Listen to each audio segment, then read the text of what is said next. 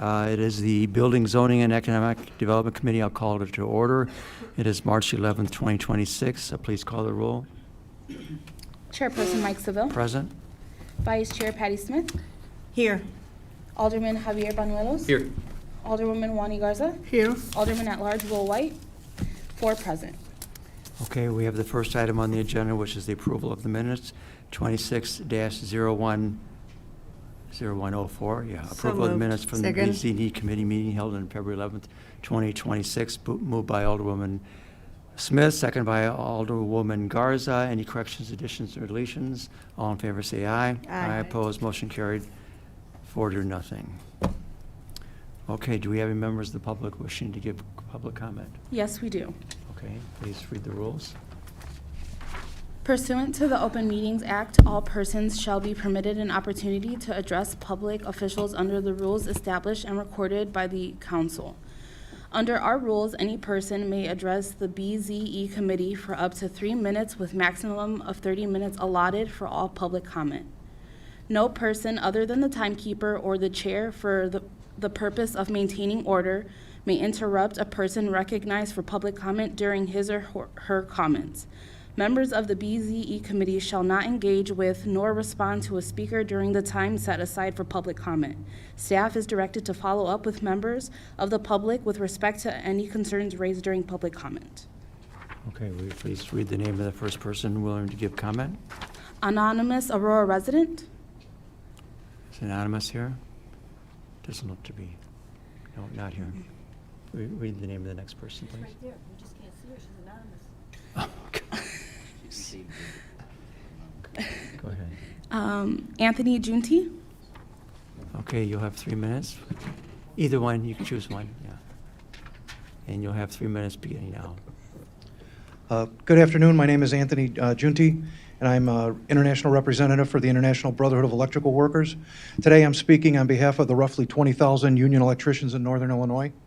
At this point, our goal with Aurora is not about future development, but it's preserving the campuses in the approved pipeline. In instituting the data center moratorium, the city was explicit about its prospective application. The moratorium would temporarily pause the approval of any new data centers until new standards could be established.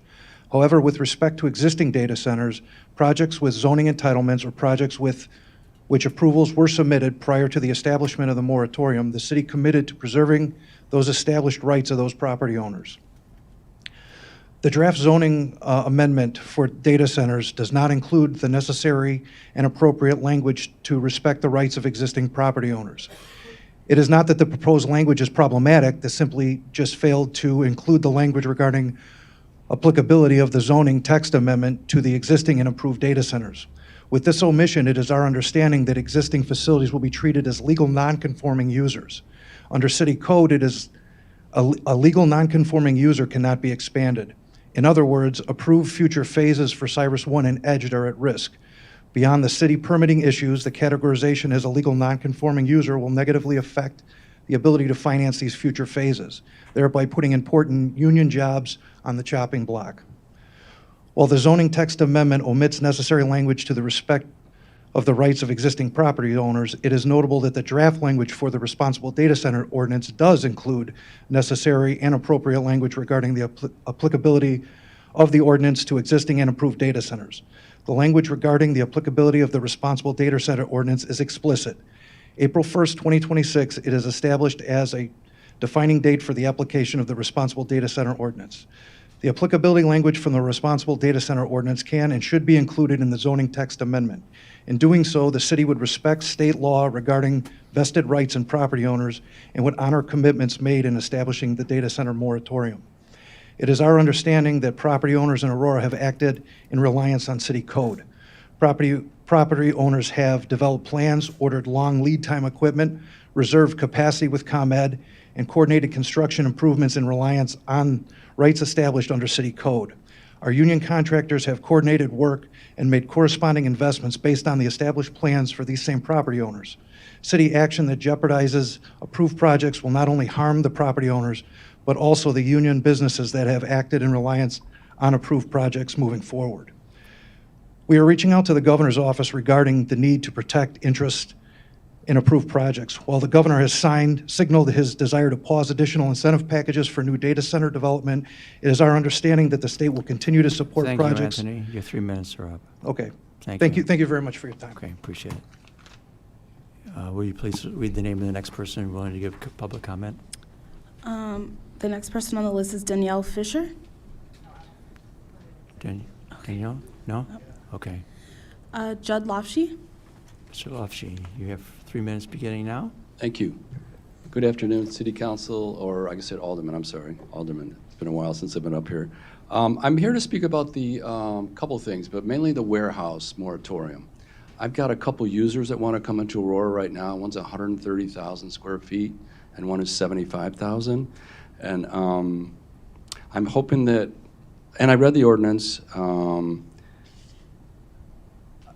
I do remember when I was on city council, there were trucks rolling down Orchard Road, and Alderman Franco had a lot of issues, and I think that was because there was a truck terminal in Montgomery. But it looks like this ordinance is for vibrations, so I'm not familiar with those standards. I just would caution you or maybe suggest you think about, so there's a lot of new buildings on Bilter Road, newer buildings, industrial, like east of Yola, Shore Packaging, and I think Amazon's over there, that before you pass this, and maybe you already have, that you make sure that those buildings comply with this vibration, because those are like pretty new buildings, and if those don't comply, and this is like really strict, are we gonna ever be able to have a new industrial building in Aurora? So I haven't asked, staff for planning, and they're very easy to work with, so I would definitely check on that. So it's not only, and then I guess I would go to the data centers. When I was the 10th Ward Alderman, I had Cyrus One, and I did get a few complaints, mostly about noise. So I would make sure you've got vibrations, I think, but I don't know if you have noise, and then also maybe smell. We know what happened with Factor. Some of those, with Factor, it was the diesel, right? The running of the diesel over and over and over. And I don't know if any of those have diesel generators or diesel HVAC units, but I would be careful on that one. But obviously, we'd love to see new development. It generates property taxes. And as a school board member, we love to see industrial buildings and data center. Why? No kids. All money, construction jobs, sales tax on building materials, but no children. So we love them. So that's it. Good luck, and I'll be watching here to see how it goes. Okay, thank you. Please read the name of the next person willing to give public comment. There is no one else. Okay, we'll move on then to the agenda. I'll read the first item on the agenda, which is 26-0154, an ordinance prohibiting the use of groundwater as potable water supply by the installation and use of potable water supply wells or by any other method. Is somebody from staff willing to come forward and talk to us about this?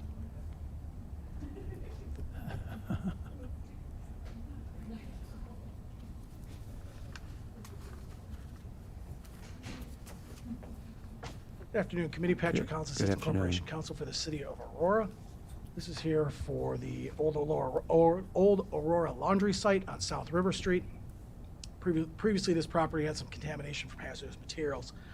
The property owners are looking to obtain a no further remediation letter from the IEPA after the tiered approach to clean up objectives procedures. The property cannot be sold without this remediation letter. The property owners requested this ordinance. The city already has an ordinance on the books, ordinance 48-28, which forbids the use of potable water on the property. However, the IEPA requires that this specific property with this specific PIN have an ordinance recorded against the property title, so everyone will know going forward that if the city were to repeal their overall ordinance, there's still an ordinance on this property that would not allow potable water. The city has done this with additional other properties. Additionally, in this, you can see in the packet, there's an environmental indemnity agreement where the property owner is agreeing to indemnify and defend the city for any future environmental issues on this property at their sole cost. And if there's any hazardous materials that are encountered while they're working in, on, or near the property owner would be responsible for that. I'm happy to answer any questions, otherwise we recommend approval. Any questions of the committee? Any discussion? Is there a motion? Yeah, second. Moved by Alderwoman Garza, second by Alderwoman Smith. Any further discussion? All in favor, say aye. Aye. Aye, opposed, motion carried. 4-0. 26-0155, an ordinance regarding the acquisition of certain real property generally located on the east side of North Farnsworth Avenue, north of Bilter Road, Aurora, Illinois, by eminent domain or otherwise.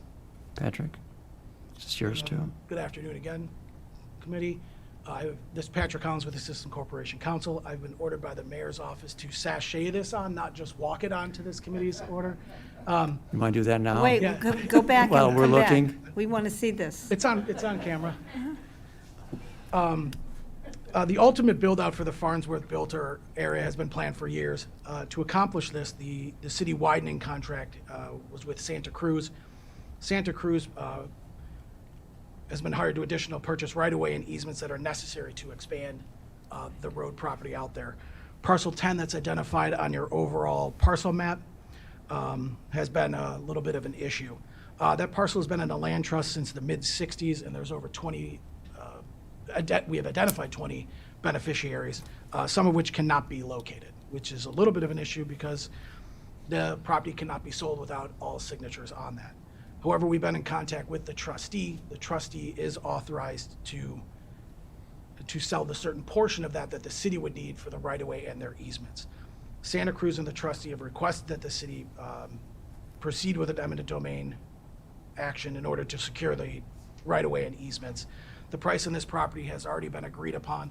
It's already been voted on and approved in Legistar 250191, the acquisition of that property by Santa Cruz. There's no action to be taken on at this committee. This will come before you as new business committee of the whole, but just wanted to make you all aware of it before it goes to that. Happy to answer any other questions or anything else, or I believe the trustee will be at the committee of the whole meeting as well. You say you don't want us to vote on this? I don't believe you can. It wasn't appropriately on the agenda. It didn't make the agenda in time. This Okay. is for informational only. It will be new business at Cal, though. Okay. All right. But happy to answer any Alderwoman questions now. Smith, you had a question? Well, if you would have sashayed on, we would have voted on it anyway. Whatever you need, Alderman. The law department's here to serve. So how many of the trustees are unavailable for this? I mean, how many people are missing for? It's know- not that many. There's one for sure that they do not know where she's at. Another one keeps saying that they will sign and will not sign. It'd be less than $3,000 per person that is available after the sale of this. It's approximately, So eminent domain would hold up with that, missing that many people? correct, because it's not the sale of the full property. It's just a portion of that property. Okay. Any of the additional money could be held by the trustee for when the property is sold. Okay, all right. Thank you, Patrick. Yep. Any other It's questions? only, it's less than 15,000 square feet that they will be obtaining. Oh, It's just for the sidewalk and right-of-way. no big deal then. Yep. Thank you. And a Any other questions of Patrick? Yes, sashay back. right-of-way. Okay, so this is just for information and be forwarded to the committee of the whole. Yep, it'll come to committee of the whole. Okay, Right. thank you. Thank you. We'll move on to the other informational only, which is 4 items. Should I be reading all of them into the record? You want to do it? The information. Yeah, all 4 of them, or you want me to do it? I'll do it, that's fine. So, okay, I'll start reading them into the record then. These 4 items are the following: 26-0092, an ordinance amending the Code of Ordinances of the City of Aurora by adding Chapter 50, Aurora Responsible Data Center Ordinance, and Chapter 51, Data Center Privacy Protection Ordinance, pertaining to performance standards and operational reporting requirements for data centers. 26-0115, an ordinance amending Chapter 12, Article 2, Building Code of the Code of Ordinances of the City of Aurora by modifying Section 12-17.1, additions, insertions, deletions, and changes.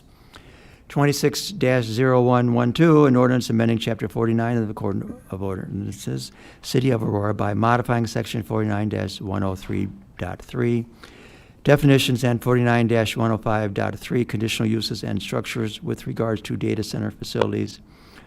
Public hearing. 26-0114, An ordinance amending Chapter 49 of the Code of Ordinances, City of Aurora by modifying Section 49-103.3 definitions and Section 49-108.10 ORI Office Research and Light Industry District regarding warehouses, and Section 49-108.10 ORI Office Research and Light Industry District, Section 49-109.2 M1 Manufacturing District Limited, and Section 49-109.3 M2 Manufacturing District General regarding performance standards.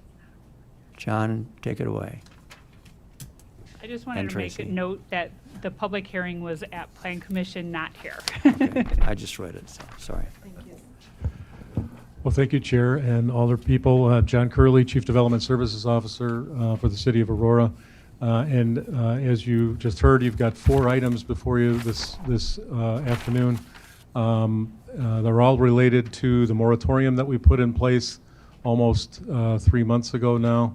That moratorium is due to expire on the 24th of this month, and we're bringing proposed legislation forward in pieces, admittedly, and assembling them here at BZE, and then it'll also go to the next RAP committee.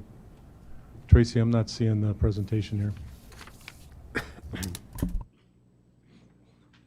Thank you.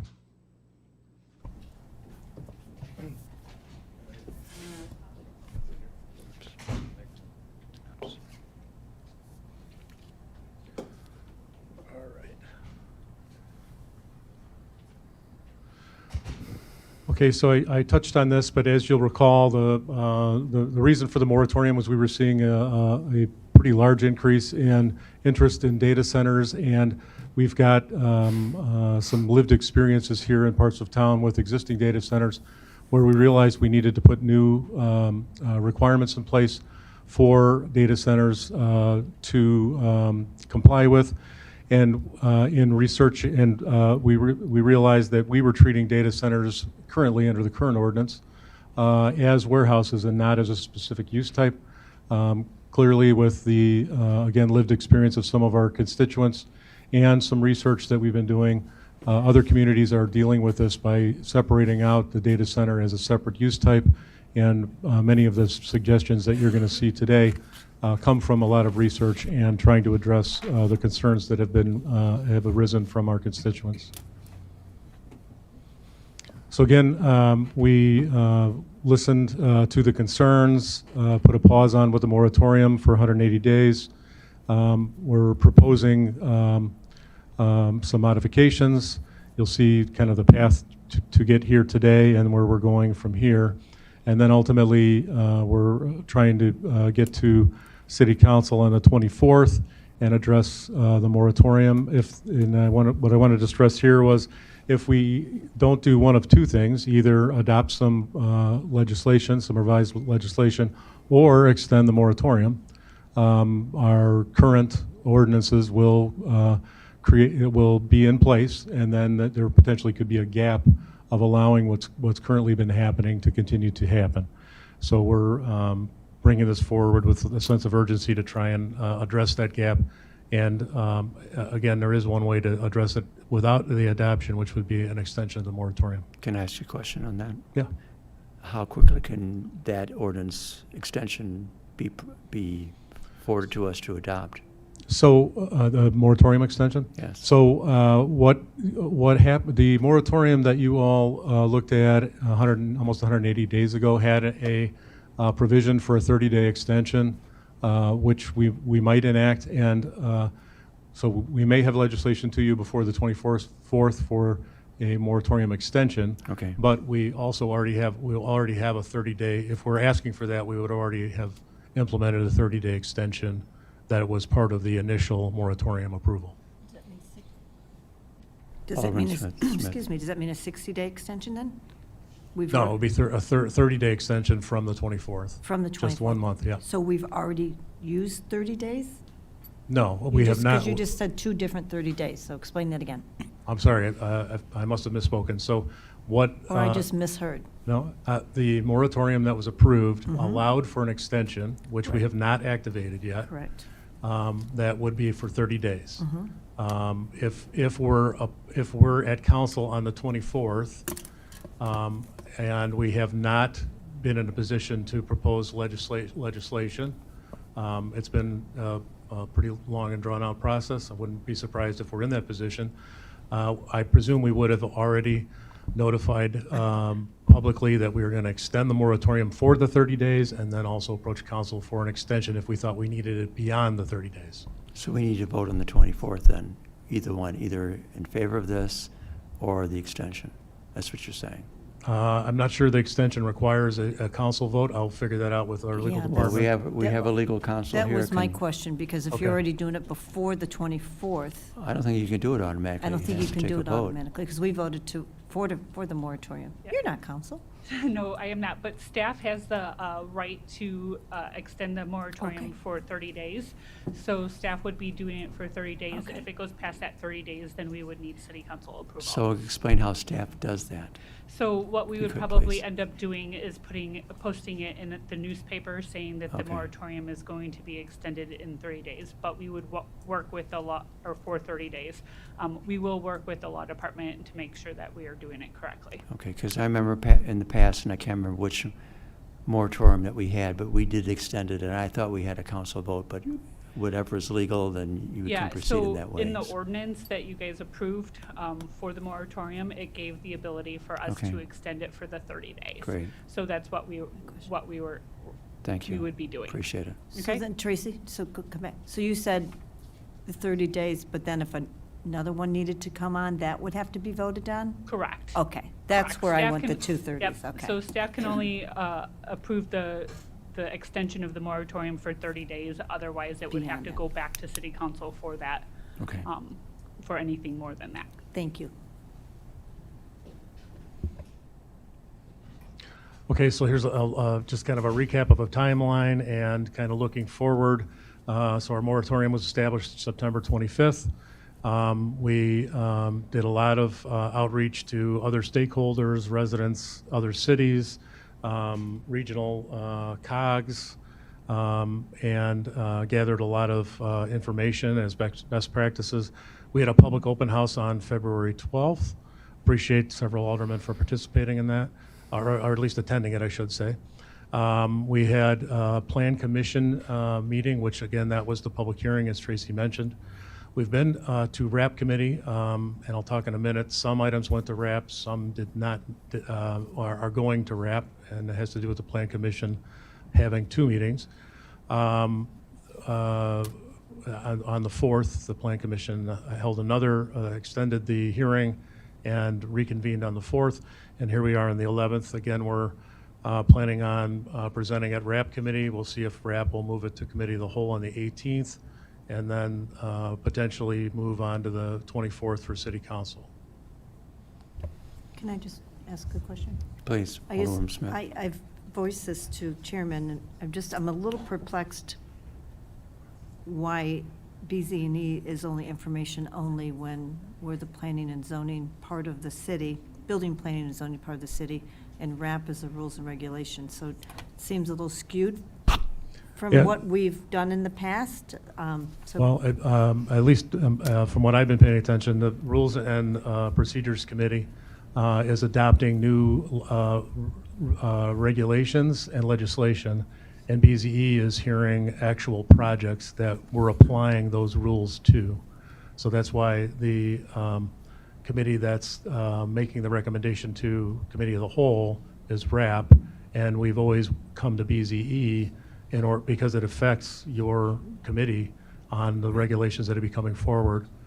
So we've always tried to also, show up to the two committees so that both committees that are affected by potential new regulations are aware of this before it makes it to Cal. Okay, I think it's just a little bit different because I've sat on both committees, and I don't remember when I was on RAP doing this type of legislation, but if this is where we are, I just wanted to clarify that for going forward. Thank you. In the past, before the committee structure was Yes. changed, the planning development did both. Yeah. So, which I liked and enjoyed being a part of back in the day, so. right, thank you, John. Yep. So again, we're attempting to provide a coordinated, regulated framework to govern siting, construction, operation, and oversight for data centers, because all of those items have affected our neighbors of these facilities, and we're trying to address those potential impacts. We're trying to provide as much transparency, accountability, and legal defensibility as we can with our new regulations, and I'll mention something in a second. So there's 4 ordinances that deal with different areas of amended text. There's 2 items that were zoning related. There's 1 building code, and there's 1 code of ordinances, which I'll touch on in a minute. But I wanted to read part of what we read into testimony before the public hearing, only because it addresses some of the concerns that our Corporation Council has mentioned based on public testimony that we've received multiple times during multiple presentations. We have many adversely affected neighbors to some currently operating facilities. We are indebted to all those neighbors who have continued to press for resolutions to both those currently living with impacts from data centers and wish to ensure that no other residents will become similarly impacted in the future. Development staff is convinced that we need to adopt data center specific standards, and we're here proposing these changes in part due to the advocacy and persistence of those same neighbors. At the advice, though, of City of Aurora Corporation Council, the following suggestions would likely be viewed as a taking of vested property rights and would likely not stand up to legal challenge. Banning data centers outright, entirely removing data centers from any of the currently permitted zoning districts, including M1, M2, and ORI. Separation distances which are far in excess of standard industry practices or are unlikely to be achieved anywhere in the city. Decibel levels which are far lower than standard industry practices or are incapable of being achieved by this use type. And modifying written notice requirements distances from a long-time state standard, and then also only for those of this use type. So segregating this use type from other use types. So again, the similar comments of those types we've received multiple times, and we've spent a lot of time trying to come up with a recommendation to council that our Corporation Council feels is legally defensible, but staff additionally, and very importantly, feels will address the concerns that are being brought up. Yeah. Can we have that sent to the alderman, please? Sure. Thank you. Yep. So the 4 ordinances that are before you today, they're all 26 calendar year Legistar items. So 92 has 2 chapters that are Code of Ordinance from the Code of Ordinances. Chapter 50 addresses data centers, ongoing operations and transparency, and 51 addresses new zoning requirements. 112 is a zoning text amendment that went to Plan Commission as part of the public hearing. I'm sorry, the first one did not go to Plan Commission as a public hearing. It's not required to, as it's not zoning specific. So back to 112 again. Zoning, these provisions help us define data centers separately from warehouses and create performance requirements and conditional use requirements, which is part of the recommendation we're making, is to allow data centers as conditional uses in certain zoning districts. The 114 is, again, a zoning text amendment that did go, again, to a public hearing at Plan Commission. It adds some limitations to the ORI use, the warehouses within ORI zoning districts, and it modifies vibration standards for ORI M1 and M2, and I'll explain that when we get to that part of the presentation. And then 115 is building code amendments. This is not, again, a zoning item, so it did not go to Plan Commission, but we'll touch on this, but specifically this is from the building code itself. So I'm going to touch on all 4 of those. Again, this was to highlight the ones that had gone to commission. So we were at the 03 wrap for 92 on the top and 115 on the bottom. We actually asked the wrap committee about presenting here, and then and prior to their seeing the results of the May 4th Planning and Zoning Commission, because the last presentation to them was on May 3rd. I'm sorry, March 3rd, I'm sorry. So this is the first time, you're the first committee that's seeing all four of these together, actually. And then, as we mentioned, we're planning on getting the committee of the whole on the 18th, or would like to get the committee of the whole on the 18th after the wrap committee on the 18th, and then we'll see if we are at City Council on the 24th. I'm going to turn it over to Allison to talk about a lot of the public input that we've gotten so far.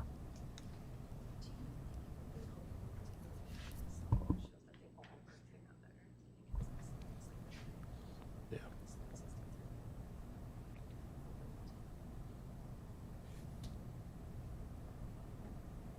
Sorry, we're going way ahead. So this exhibit attempts to indicate which of the items are addressed and in which part of the legislation. So zoning items, the sound and vibration modeling are addressed in 112. Compliance with local and state and federal regulations also addressed in 112. Permit approval based on new modeling is addressed in 115. The data center built per approved plans is addressed in 112. Vibration generating equipment installed as it was permitted is addressed in 114. Post-construction testing is addressed, all of those items are addressed in 115.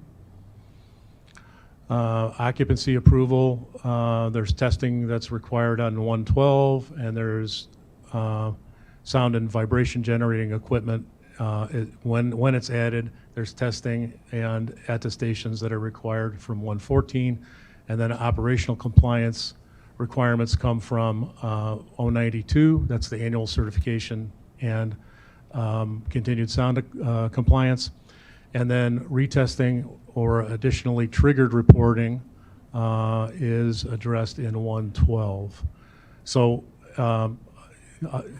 all of these four things touch different parts of what we're trying to address, and I think it'll become more evident as we go through the balance of the presentation. I'll come back to this slide at the very end.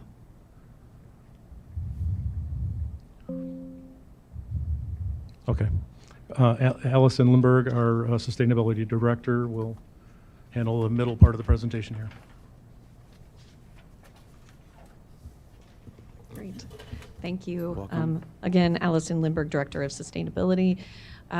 So what you see before us right now is a summary of a public survey that we held on our website. We opened it up on February 8th, and it asked just some very general questions, and then we had an open response field so that people could just write comments if they wanted to.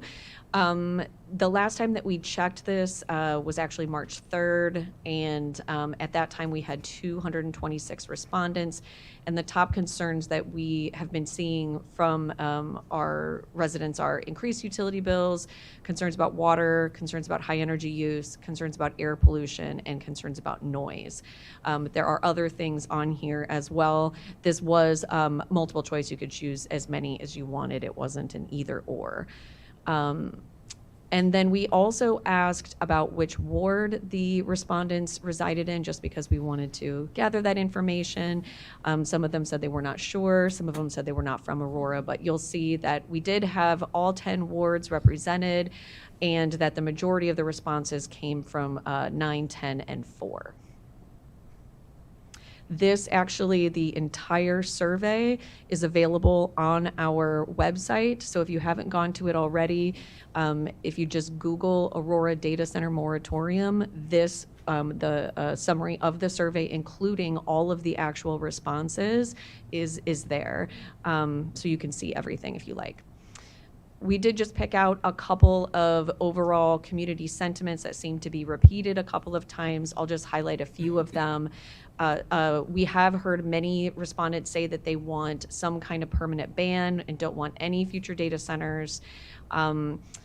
There have also been residents saying that they think that they should be prioritizing our citizens over corporate profits. Some are also concerned really about the rising costs of electricity and water, and they have fears that data centers are contributing to those costs increasing. We also, at a public meeting that we had, we were talking about fines that we might have for some of the non-compliance for some of the proposed requirements, and there was a lot of skepticism about fines, saying that data centers have a lot of money, they will just pay the fines, they'll see this as the cost of doing business, and that it wouldn't be something that would actually be a deterrent. Anyway, I will not read through the rest of this. You guys would have the presentation, and you also have you can get the copy of the survey at any time. We will also bring a most recent version of the survey summary to COW on the 18th so that you all have that. So based on the feedback that we received from the public, and then also, as John Curley had mentioned, we've done a lot of research about what some of the best practices are in other jurisdictions. We have come up with some proposed changes to specific topics of concern that we saw through the survey and just through our public engagement process. So, for example, on the noise side, our current situation is that we have Illinois regulations, but they're difficult to measure and enforce. And so we're proposing that we set clear day and nighttime noise limits that are actually lower than state requirements, and they are measured in a different way that makes it easier to enforce. We will be requiring a professional sound study for new data centers before approval. There will also be continued monitoring of noise and vibration while in operation. And if there are complaints filed, then independent sound testing needs to happen, and also before the facility opens. So there's multiple places where the noise testing will have to happen. On the water side, currently we don't have any water requirements specific to data centers. So going forward, what we've proposed is that there will be a very detailed water study required that will show the source of any water that's being used, how much demand they're expecting, and potential community impacts. We're also asking them to look over the long term for those community impacts, not just at the time of operation when they first open. We will be prohibiting evaporative cooling, which is the most water, it uses the most water, and we are encouraging water efficient cooling systems. We also have annual reporting for water, and we will set water use limits at the time of approval, and then there are penalties if approved limits are exceeded. Again, a lot of these are things that we saw across other jurisdictions. We have not seen a comprehensive set of rules like what we're proposing. These are bits and pieces have been required through municipalities over through all of our research. On the energy side, again, we didn't have any specific energy efficiency or renewable energy requirements for data centers specifically. The proposed requirements instead will require either on-site renewable energy or battery storage. There is an alternative compliance piece that goes to that too if the on-site cannot happen. We will also be setting efficiency standards, so setting exactly how much energy they can use. And then we will be requiring a peak demand management plan at the time of application, so we know how much energy they're asking the utilities for.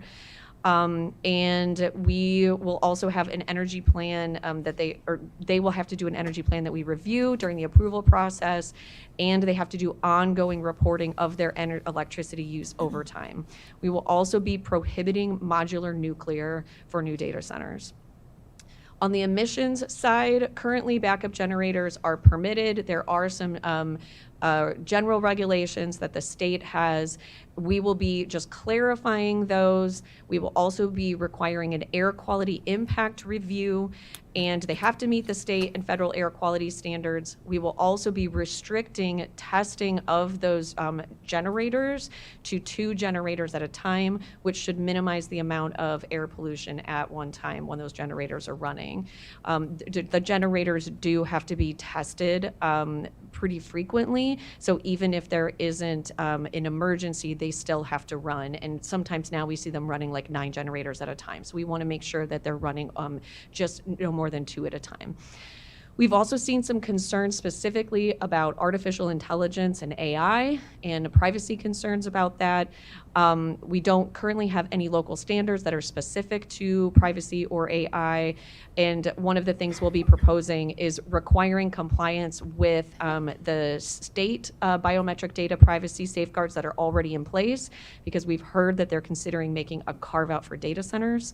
And we will just be requiring that they certify us or provide a certificate to us that says that they're doing that.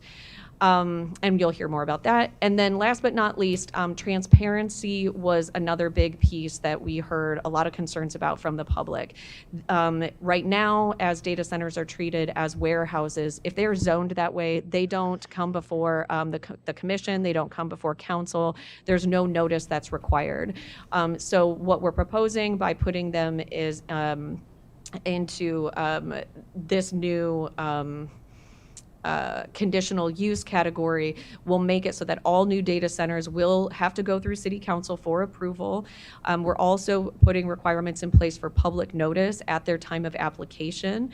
And then, as I mentioned, there will be annual reporting of their water use, their energy consumption, and noise. And we will every year be posting those results online so that the operations of these data centers are transparent to the public.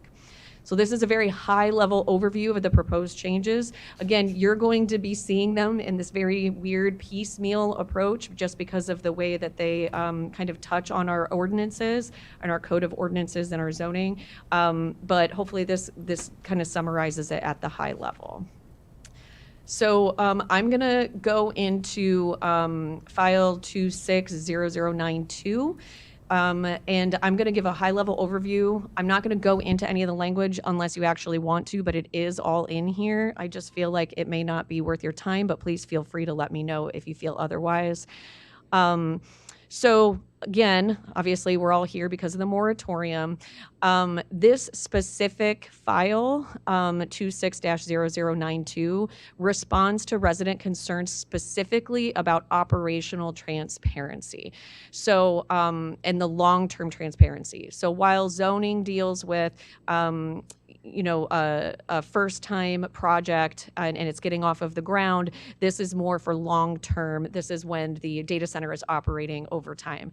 This is really important because they could meet the requirements at the zoning level, but then in a couple of years, let's say that their chillers decide to, they're aging and they're not operating as well, and they start getting louder, or they start using more energy because they're not as efficient, or maybe even they change a little bit about how they're operating their water systems. It's really important that we know over time how these are operating because they are using so much water or energy and potentially generating a lot of noise.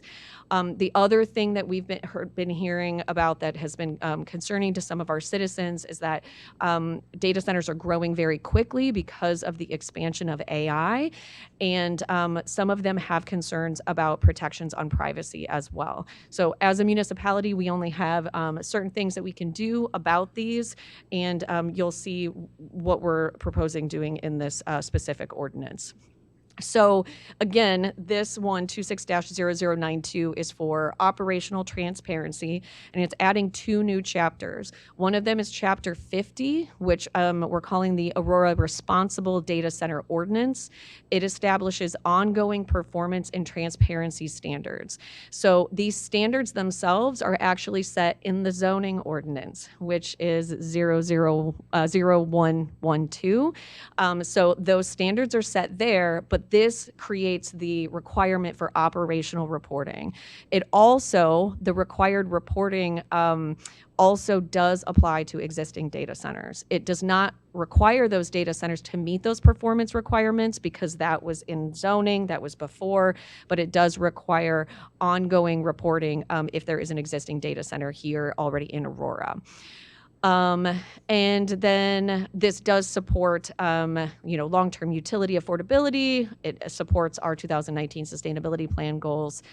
In general, you all should just know that this is something that other cities have already done with other types of buildings. For example, the city of Chicago requires all commercial buildings over 50,000 square feet to annually report their energy and water consumption to the city, and it's publicly transparent online. You can go and see a map about how these buildings are performing. That has been in place since, I think, 2013. So this is a common practice. What we're asking them to do is use this free software for energy and water that hundreds of municipalities already use.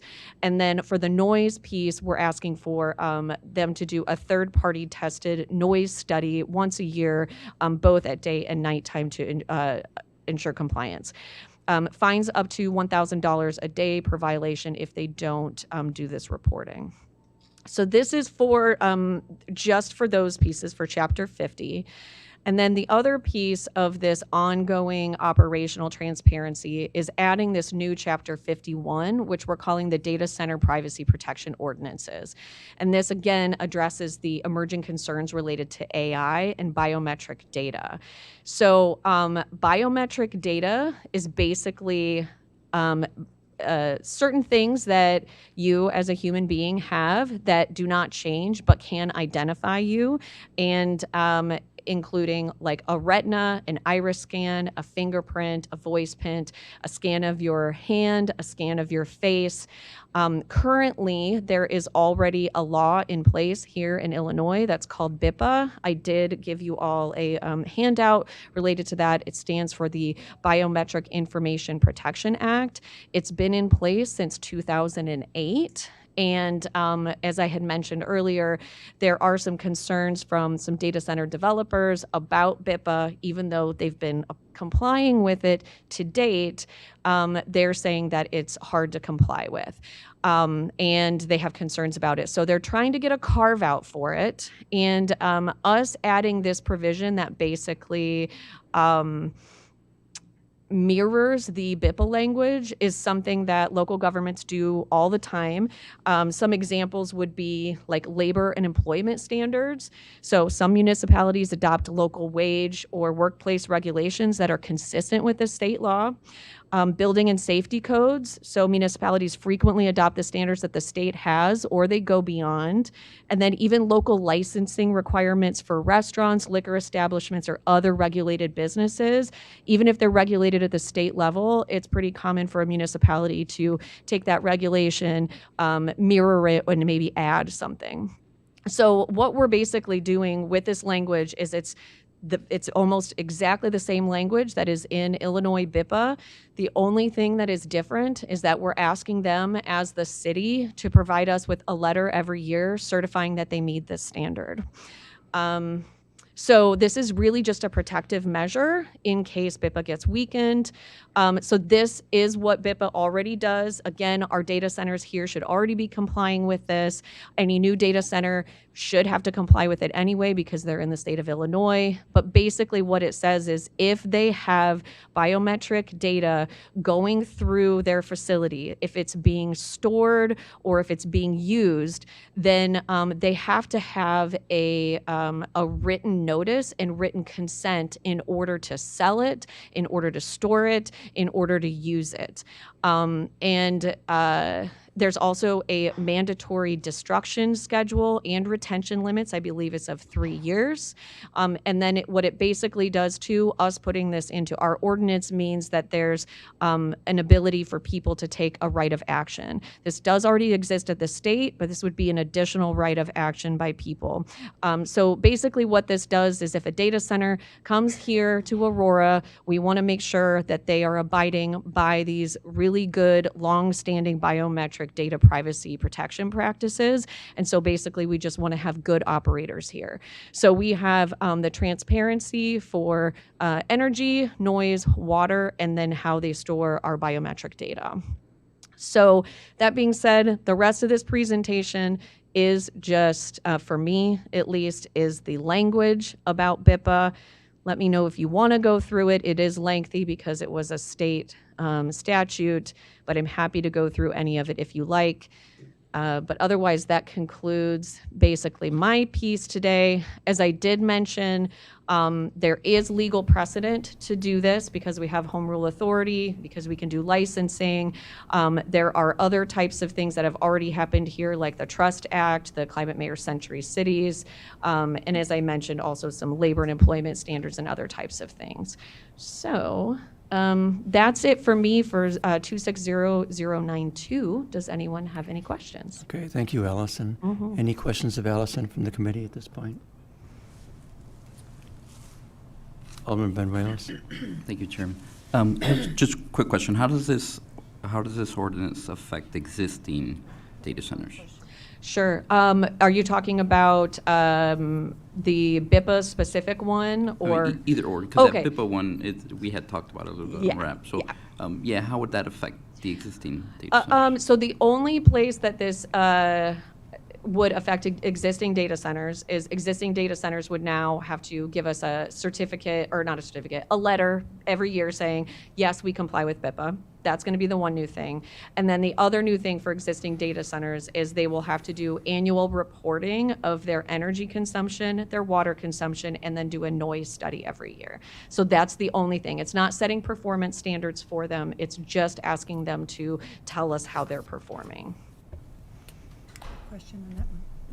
Alderwoman Smith. Just a follow-up question on that, because some of the existing facilities are up or almost up or operating under a different ordinance.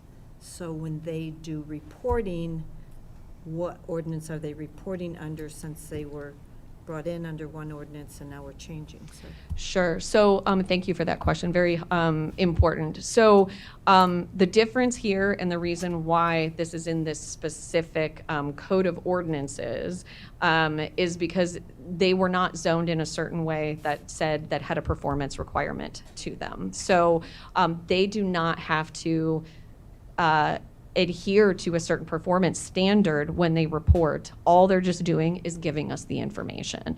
So it's more of a transparency thing than a you're not doing the right thing type thing.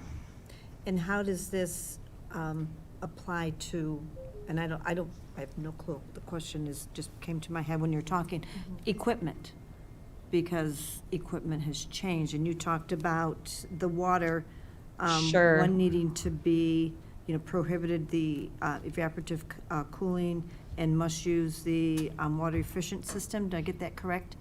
Yes. Yeah, so how yes. would that, and I don't even know how that exists in our current ones, but how Sure. would that So the apply? evaporative cooling piece is actually in the, I think, 26-0112. So that's in the zoning ordinance.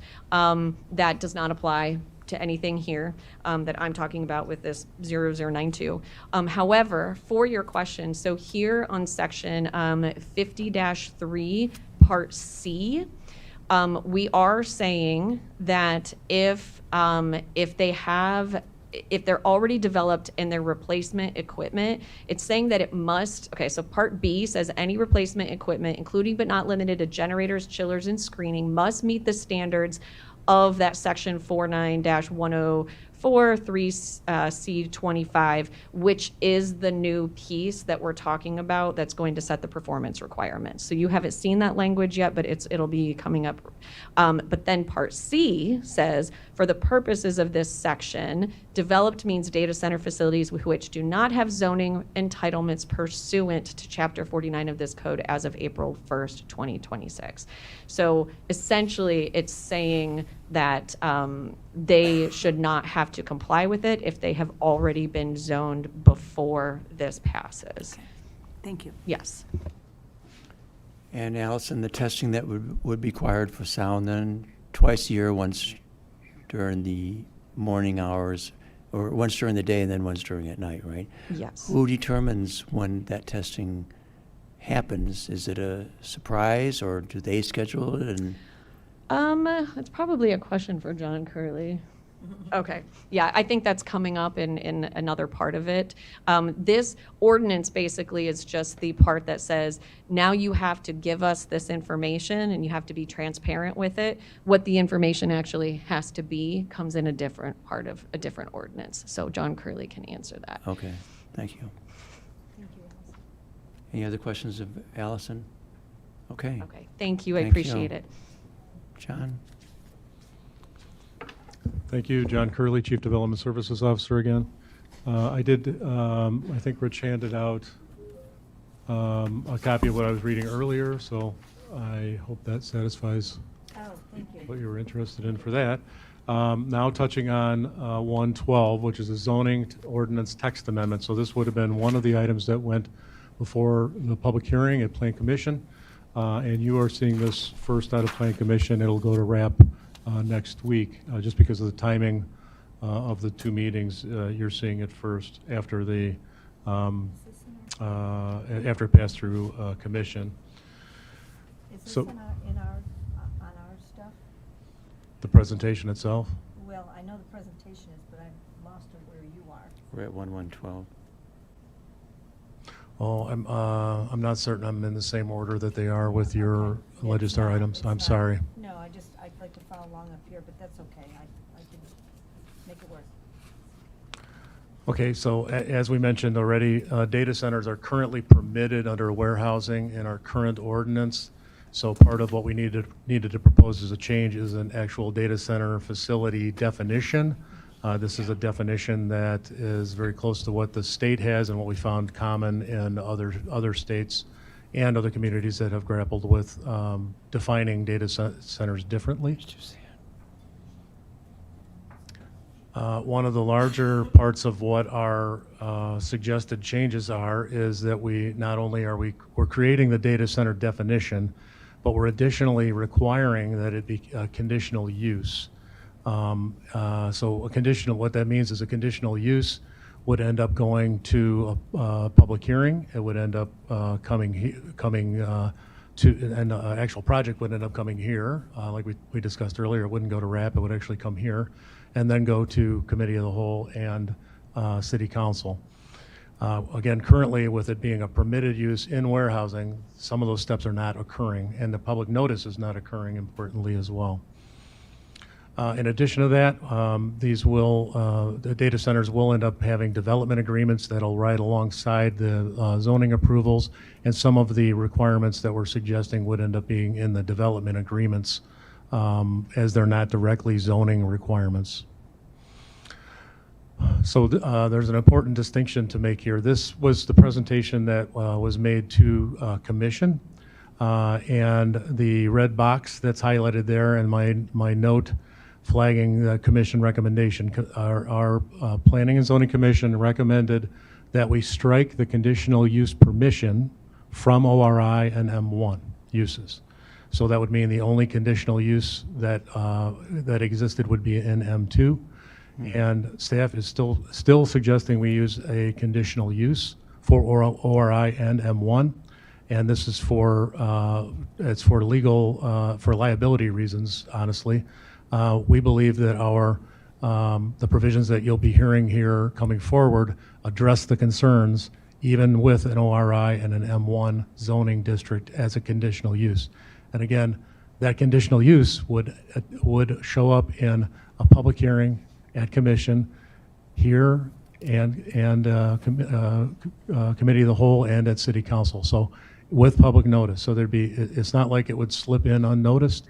But staff is still recommending what we recommended, but it's important to highlight that Plan Commission recommended we strike conditional uses from ORI and M1. I just wanted to flag that and That's the be very recommendation clear that's about it. before the RAP committee? The recommendation that's going to the RAP committee will have both the staff recommendation and the commission So recommendation. they'll be the ones that'll be ultimately making that decision at their committee. Correct. It would, right, this is information only. Right. And RAP would end up having to grapple with our suggestion, our continued suggestion as we had presented it. Thank you. Allison actually went through these at a high level. Again, the reason we need to adopt noise provisions locally is that the Illinois Pollution Control Board Act that is required currently is very difficult to measure. It requires specialized equipment and somebody with a lot of knowledge about noise in order to enforce it. We're suggesting something much simpler that staff can monitor, and honestly, the public can also monitor themselves as well. I think Allison touched on the water usage well, and the energy and emissions goals as well.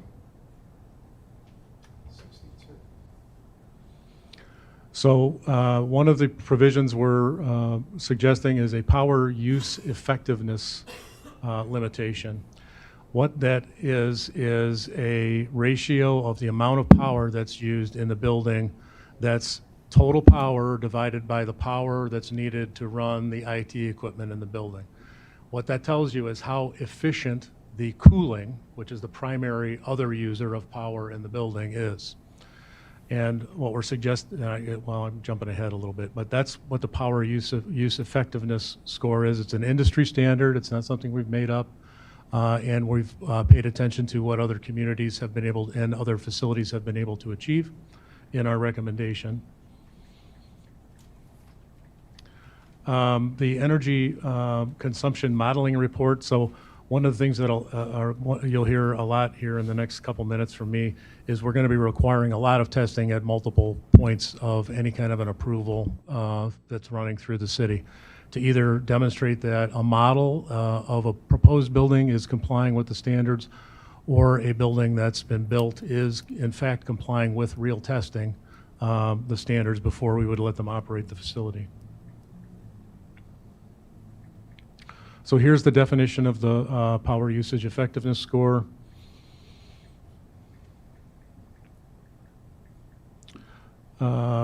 There's requirements for an enhanced energy code requirements for the International Energy Conservation Code, or an ASHRAE standard, or energy code requirements that are nearly adopted by the state is the third item there.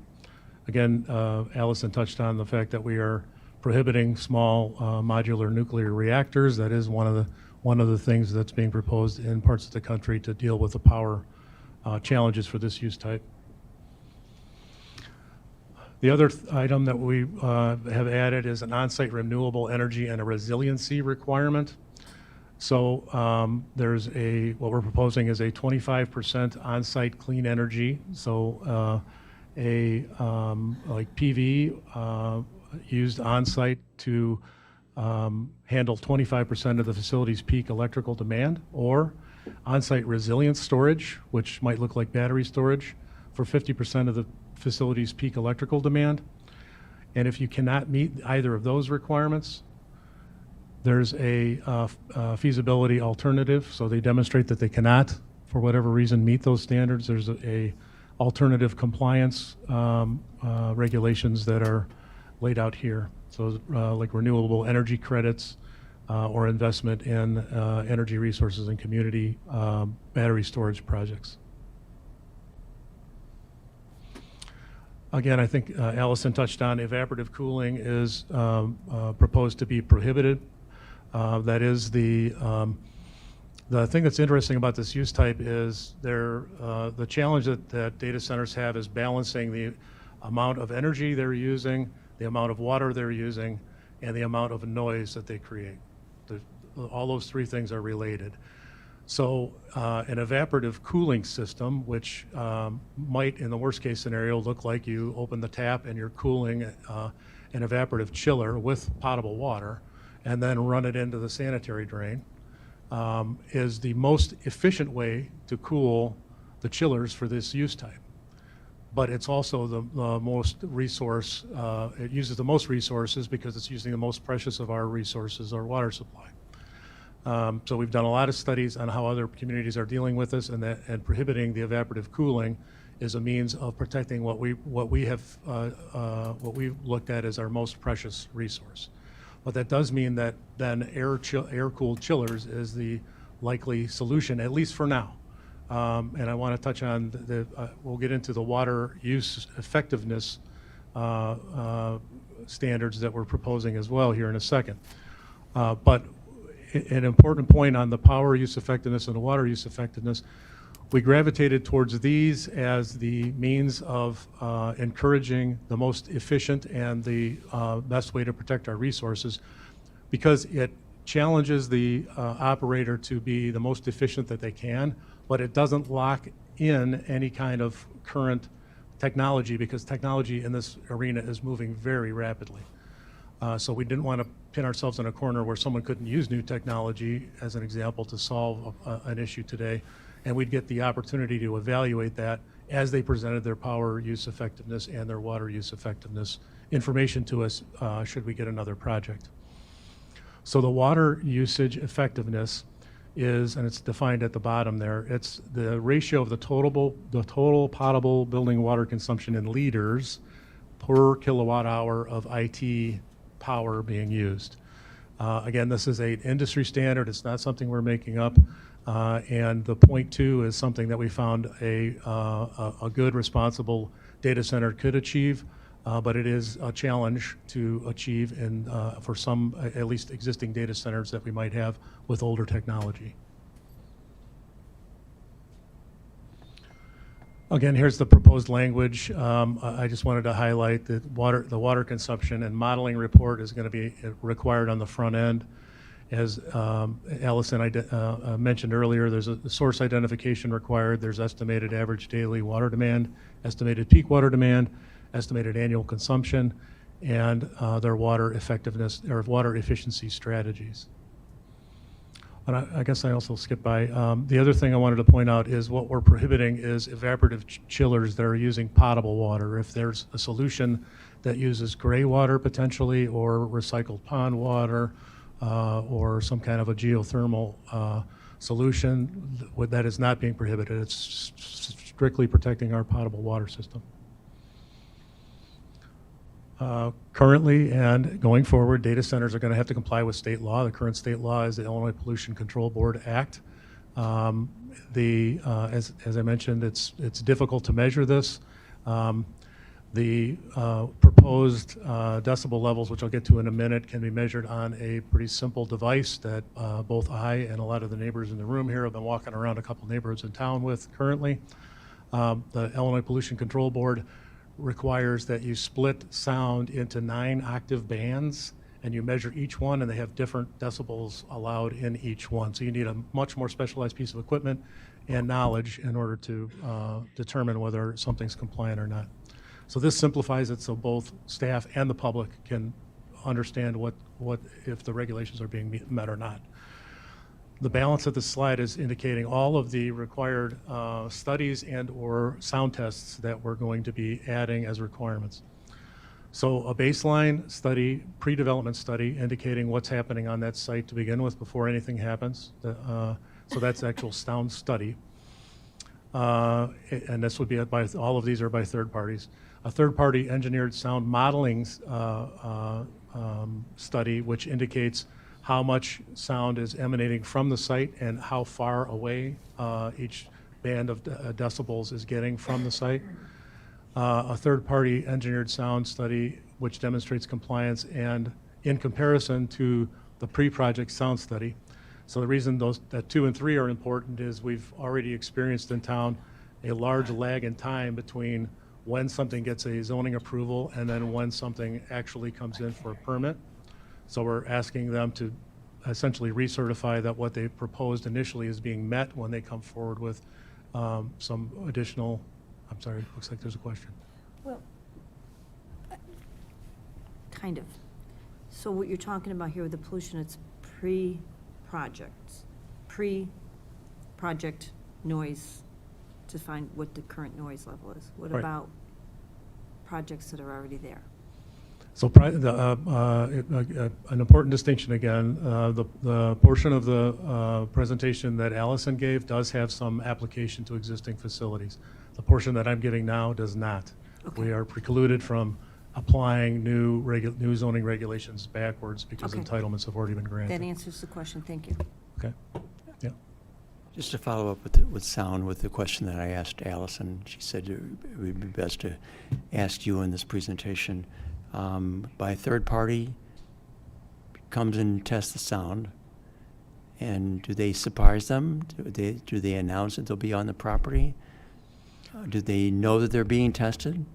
Well, so I think all of these, let me look all the way down here. All of these would be in conjunction with a project that's coming forward, and they'd need access to the site, and they'd also need, like the modeling as an example, they'd need to understand the three-dimensional model within a computer system that building exists with. So literally no one else could help perform the modeling unless the developer was involved in it. You follow what I'm saying? So if you built this room in a computer and I'm So I'm gonna standing ask here, it would be able, there's sound modeling equipment that would be able to tell you how many decibels you're hearing me there versus everyone that's behind me. And it analyzes how the sound would bounce off. It analyzes the materials. Are they hard materials? Are they absorptive materials? So all of that information would need to be in a system to study it, and really the only one, at least on the modeling on the front end, the only one who could do that would be the developer. But I'm asking for that to be submitted to the city so that we can analyze that information as they're preparing it. And it'll actually be available when we're going through any of the conditional use processes as well. But then there'll be continuing testing yearly Yes. after that. There So will. my question is, the yearly after that testing, Yeah, so are they there, surprising them? Do they know they're coming? Can they change their system to make it less well, sound? I have to bifurcate my answer again.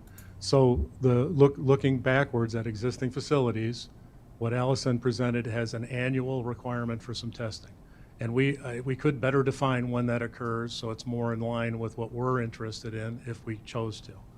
What I'm going to be presenting here is looking forward, and it actually has real-time 24/7 monitoring, which with reporting. Oh. So it literally, we could ask them for a report that says, in my shoes, I would say, hey, I got complaints about something going on in your facility on Friday at 3 o'clock.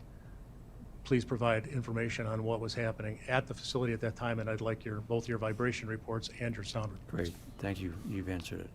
Okay. My question, thank you. So the sound modeling on the front end as part of the proposal, and that would be available when running through the initial approval process all the way through council.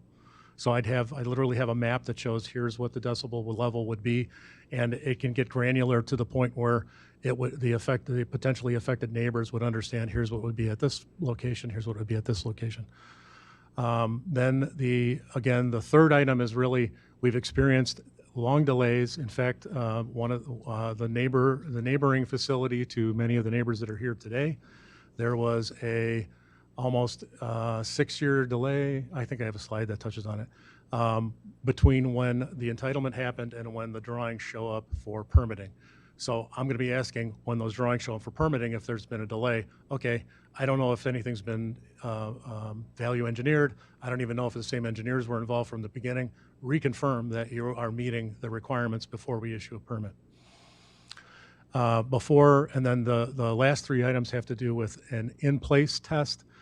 Before we would issue certificates of occupancy, there would be a test, a real test of actual in-place building and equipment all running that demonstrates they're in compliance before we issue any kind of a certificate of occupancy, temporary or permanent. And as I just mentioned, there'll be on-demand constant sound monitoring required at their property line. I guess that's both of the last two items.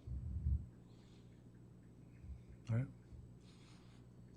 Okay, so as I mentioned, the staff is confident that we're going to meet the requirements that are being asked of us from the affected neighbors with primarily these next few slides.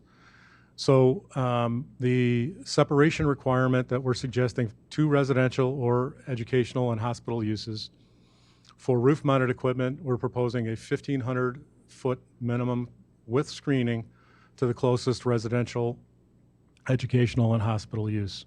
That is better than 3 times the highest separation distance we find nationally. And the reason that we're distinguishing roof-mounted equipment from ground-mounted equipment is, again, kind of a lived experience here in Aurora.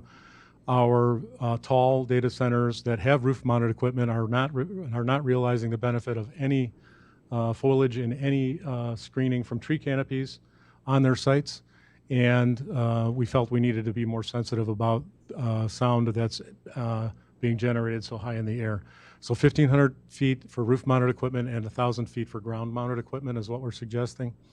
And that's chillers. That's the chiller and cooling equipment. The noise complaints that we get on this use type are twofold. The chillers are a constant 24/7 noise. And the emergency generators, which I'll touch on in a second, is power outages when they need to run. And then, as Allison started to touch on, the exercising that's required for them to make sure that they're capable of backing up their power when they're needed. So on the emergency generator side, we're suggesting a separation of 1,000 feet from the screening to the closest residential and educational and hospital use lot lines. They are prohibited on rooftops. Not sure anyone would do that anyway, but want to make sure that we're not putting those on rooftops and generating even louder noise up on the roof. They're required to be surrounded by full height attenuation screening like the chillers are. And testing and exercising activities, we're proposing that they be limited because the testing and exercising is a managed activity that they can manage themselves, that we limit them between 9 and 5 on weekdays and not on holidays, and no more than 2 generators operating simultaneously.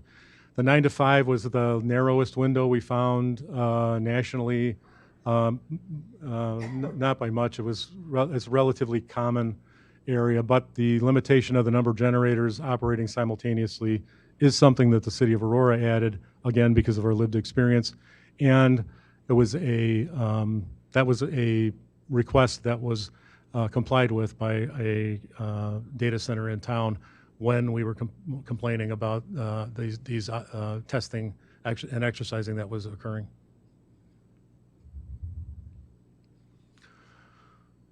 So this is the proposed language that touches on those items that I just mentioned.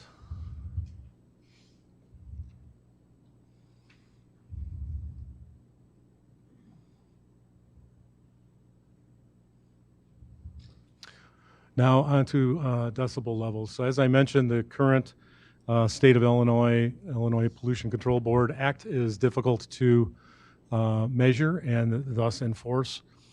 So what staff is suggesting, and this also did go through commission and was approved at commission as the staff's recommendation. What we're suggesting is at the facility property line, a daytime hour 59 decibel level between 7 and 7, and a nighttime 49 decibels between 7 p.m. and 7 a.m. This is less than we're finding in other data centers, and we believe that this will produce, again, that's at the property line for the facility. The neighbors that are affected by this are another, with rooftop equipment, they're another 1,500 feet away. And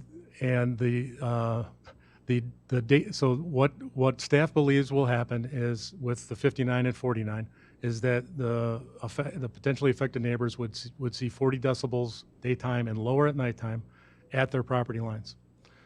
The reason that we're proposing the 59 and 49 is, again, we're requiring monitoring, full-time monitoring of this at their property line. I can't require a property owner to monitor at someone else's property. So the property line is where we can mandate a number and get them to provide the information and the testing at, and we believe that what we would achieve with that is the 40 decibels. Again, it's a combination of the lower decibels at the property line and the 40, I'm sorry, and the separation distance that we've proposed in the prior slides.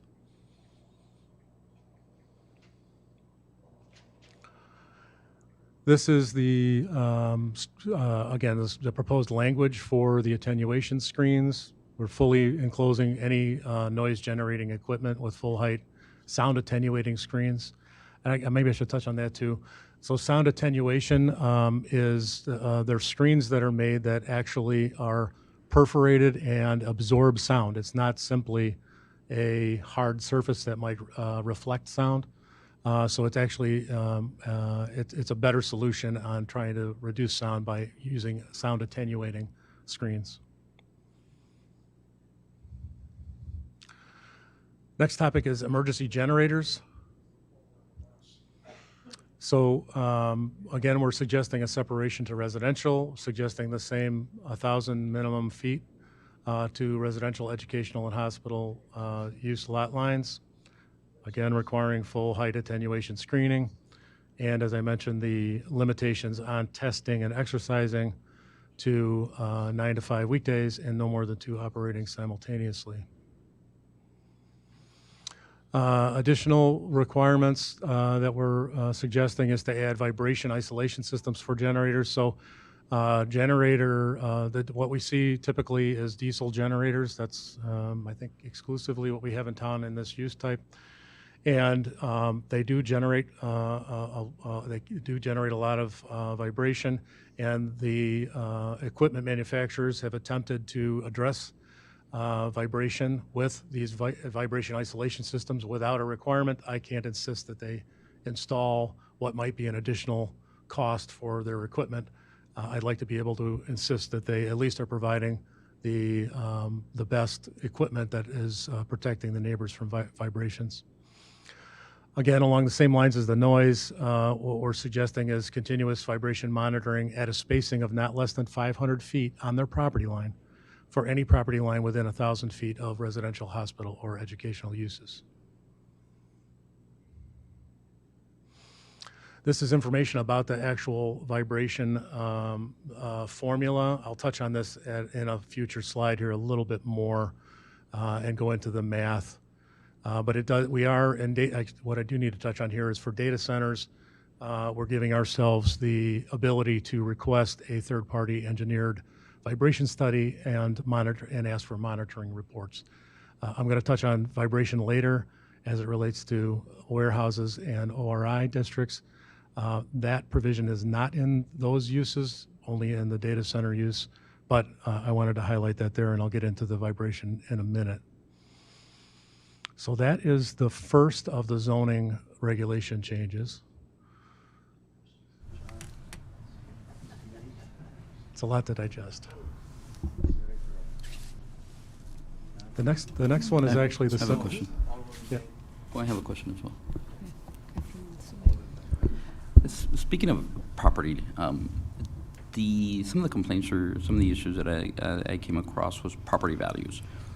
The fact that does this ordinance address maybe having a third party maybe to look at property values for those homes that are adjacent to these data centers, like a third party independent study or something like that? It does not, and I believe the neighborhoods you're talking about, we currently have violations that are still being processed, so that facility could come in compliance with the state law, and they're not there yet. So we're monitoring what's happening. We're, in fact, even through a hearing process. There's actually a status hearing on this on the 19th next week to follow up on where that case is at and where compliance is at for that particular location.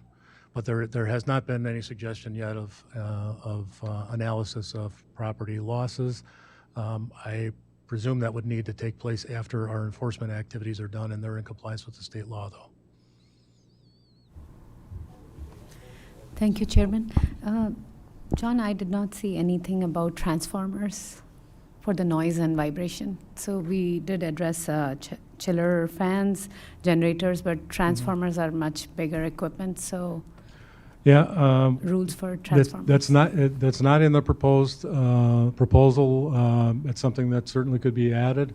It's not what I've experienced to be what's generating the issues, but I don't know that there's any harm in adding it. I would recommend we add it because we experienced the issue because the transformer broke. That's when the generator started and the sound issue came. Okay, I guess I want Noise to follow. issue. I want to follow up. Maybe I want to make sure I'm understanding your question. Are you looking to screen the transformers so that their sound emanating from the transformers is dealt with? Yes. Okay, all right. Yeah, I don't think there's harm in adding that, but Okay. we would need to add it through the processes that are coming forward here. Okay, thank you. I'm sorry? No, no. If we're going to add that, it would need to be as part of the approval process in the next round or 2 rounds through council here. Okay, the next one is actually the simpler of the 4 amendments. Hopefully I can do this quick justice. So again, as I mentioned, there are frequently large delays between parts of these projects.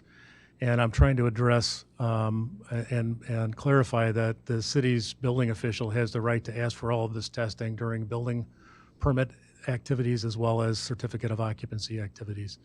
I'm going to argue that we currently have it, but I want to clarify that there's no question we not only have the right to ask for it, that we are going to ask for it. So the reason this is important, this slide tries to get into the delay and the importance about the cost of these buildings. So I actually want to start in the middle. I apologize. So we've had a couple of instances where there's been a 4.5-year delay and a 6.5-year delay between approvals at zoning and permit activity showing up in the building department. And as technology is changing rapidly in this area, and as projects may have value engineered things from when they looked at a project 6.5 years ago, I want the ability to insist on an additional sound modeling that validates that what was proposed when it was initially approved through a zoning process, that it in fact still works before we issue a permit. I don't want to, I'm confident that we could prohibit someone from opening when they don't meet the standards at the end, but I'd rather not be in the position of doing that if somebody who didn't realize what our ordinances were, or perhaps even unscrupulously decided to cut something out. I don't want to have that argument at the end. I'd rather argue before they start their construction. So that's the reason for the provision. The other thing that's interesting in this use type, which is it's much more dramatically separated. Data center, the cost of data centers is almost 70% data hall build out, which is a huge percentage of the later and after a building's built, and only 30% shell.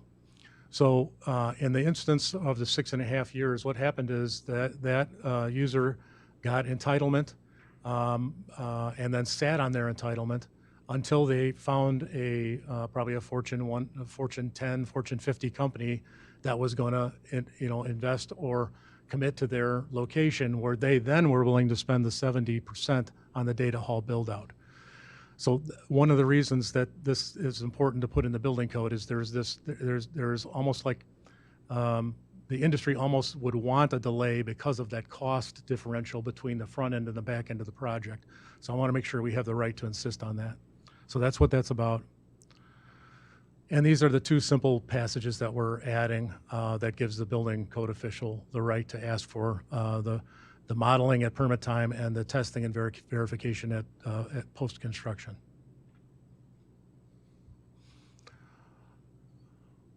And that's really that particular one. I'm sorry. Any questions to John from the committee? Alderman Bain? Thank you again, Chairman. I thought the ComEd was going to present today. Is it happening at BZNE? I'm sorry, ComEd? ComEd. I'm not aware that ComEd is going to be here. Okay, because somebody had mentioned that because residents asked how is it impacting their utility bill now, and what will happen in future. I thought they were going to present here today. Are they going to present at RAP or COW or Committee I of the Whole? apologize, I have not been involved in those conversations, but I Okay. will make it, I'll make sure that it's known that there's a desire for that. And we can reach out to ComEd and inquire if they can participate, yeah. Okay, thank you. Chairman, I do have some comments from previous meetings, but if the committee has other questions, we can go with Any those other first. questions from the committee? I just have one question that I've talked to both Allison and Jasmine about, and I'm talking to everybody that'll listen, because I'm speaking. It may not be very intelligent, but one of the questions I had was, is the use of soil to help with this mitigation. If you put something underground, you don't hear anything. And also the soil is the constant 55 degrees, so that would be adding an element of cooling. I'm sure nobody's doing it in the United States, or we would have heard about it, but to me that makes perfect sense, just to somehow require the use of ground to help with these issues that we have, instead of limiting it to a certain amount, which is 49. It would end up being zero. We wouldn't have to go through all this exercise. So I don't know where technology is, if anybody's talked about this, but I'm throwing it out because I have the floor, and I want to hear your answer, so. Well, Chairman, there are some locations in the states that have used abandoned mines for uses like this. And you're right, there is some thermal advantage as well as the sound, earth could be used as an insulator for sound as well. I guess we'd have to talk with legal about what, again, some of the suggestions we're making are both what we think works coupled with what we think is legally defensible. And one of the things that we were careful to do is not craft legislation that would essentially prohibit the use of data centers, because it opens us up to more liability. And that's, again, suggestions coming from our Corporation Council. Okay, and I see Tracy's lining up to maybe respond as well.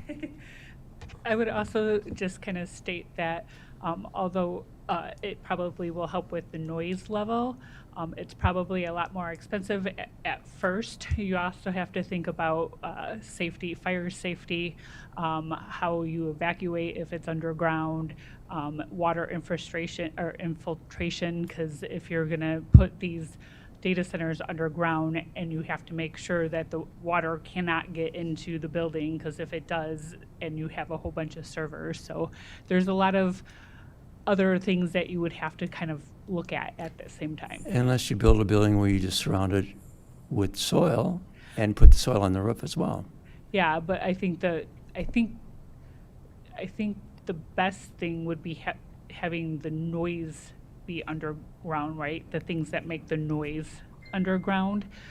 So again, you also have to look at what the soil is, if it can even have anything underground. You know what I mean? If it could even support anything to be underground. Mm-hmm. So like the mining, he said that makes a lot of sense for some of the, the generators or the chillers, because it is cooler down there and stuff like that, but not maybe the actual data center itself.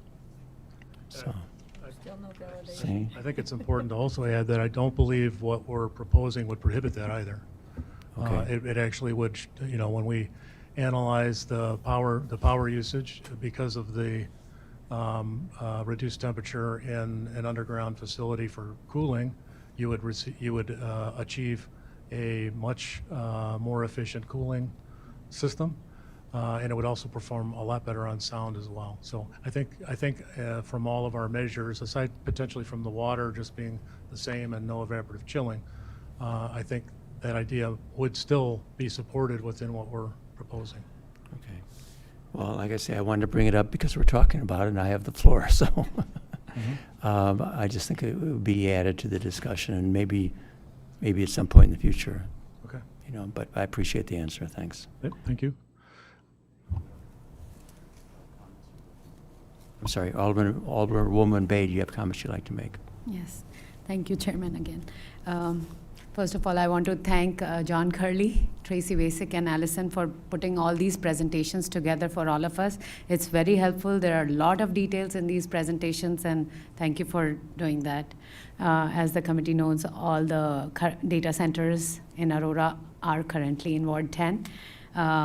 There were open houses and public hearings, and I want to thank all the residents who came to the open house on February 12th, and they also came to planning and zoning public hearing twice.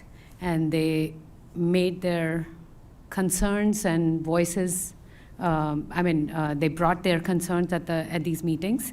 And I wrote down some of the points, and I'm happy to see a lot of things are already incorporated here, but I still want to go over all the questions and concerns that were brought at these meetings and several other meetings outside of city. So first, main concern was because of the noise and vibration distance from residential. So currently, the proposed distance is 1,500 feet and 1,000 feet, depending on where the equipment is placed, whether it's on rooftop or on the floor. But currently, the data center, the issues, the residents who are 300 feet away, that's the closest one, versus 1,500 feet away, they are experiencing a lot of noise issues. So one of the residents is also here who lives 1,500 feet away, and constantly the sound issue is experienced at his home. I've been to his home several times. So if we can have the maximum possible, legally maximum possible distance between the future data centers from the residential area, hospitals and schools, can we take a look at that? Second thing, notification to be sent to the residents and businesses, at least half a mile radius to be extended from 250 feet if there are any changes to these data centers that are coming in future, and if they're making any changes, additional development which was not part of original plan.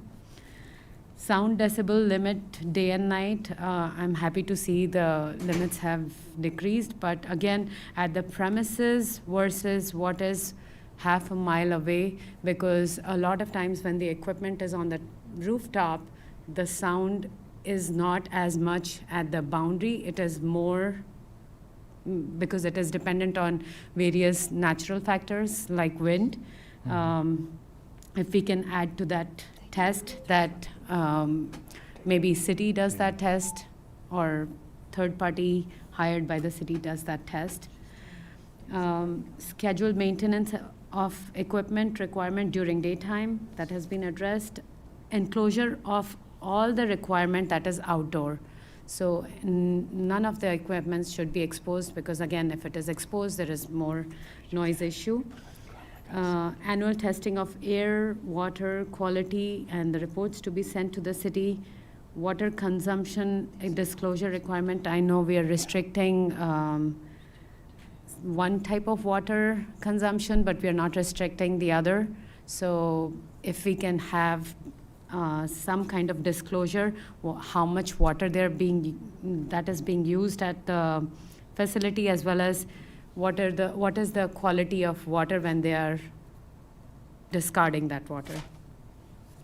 Other than that, the sound test should be done with the independent company hired by the city, not by the company, and stricter fines to be placed. Some residents are also seeing cracks in their homes because of the vibrations. So again, distance from the residential area or any of the other schools or hospitals, it will be very helpful to have maximum possible distance.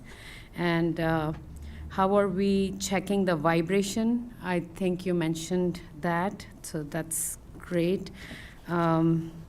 Restrict rooftop mounting of generators, chillers, and transformers, if that is possible, because if the number is really large, again, there will be more noise issues in future because of rooftop mounting. Landscaping, we didn't see anything mentioned in the proposed ordinance about the landscaping. If we can add that, it it matches the neighborhood aesthetics, as well as it helps with the sound buffering. All the sound readings should be available to residents upon request, so I'm hoping that will be published on city's website. Also, another concern that the residents brought was city's public safety readiness. If there is a disaster recovery, is the city police department and fire department ready for that type of disaster? So just wanted to check if we are involving public safety also in the communication. The reason I asked for utility was if we can also have the information if data centers are getting a special rate or a different rate from the residents, if we can get that information for the residents. I also wanted to understand what is the limitation when, if we are changing from ORI M1 to strictly M2 for data centers. You mentioned that we can still continue with ORI and M1 zoning instead of making it M2 when Planning and Zoning Commission had recommended for M2. I wanted to understand that. So maybe at the end of these points, if you could go over that, that'll be great. That's the next section. Huh? That's the next section. Alderwoman Smith? I believe that's the next section he's going over. The, right? The ORS? It's related, but not, Okay, I don't I'm think sorry. it's. I'm I just don't think reading it what's right there. fully Just- encompasses It says the what Alderwoman M1, Bates asked. M2 ORIs. Yeah, yeah. And nuclear plants, I know some cities are doing that, but we are restricting that in City of Aurora.